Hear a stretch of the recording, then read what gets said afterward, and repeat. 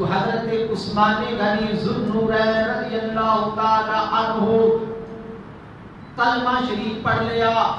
کلمہ شریف پڑھنے کے بعد میرے پاک پیغمبر امام الانبیاء سید الانبیاء علیہ السلام نے جنہیں اپنی پیاری بیٹی تے چوتھی بیٹی سیدہ کائنات حضرت فاطمہ الزہرا رضی اللہ تعالی عنہا آپ دا نکاح حضرت مولا کائنات مولا علی شیر خدا دے نال پڑھایا ہے. فرمایا میرے پیارے صحابہ میں اپنی بیٹی سیدہ فاطمہ دا نکاح میں حضرت علی المرتضی دے نال پڑھایا ہے. آپ نے پڑھایا میں رب دے حکم دے نال پڑھایا ہے.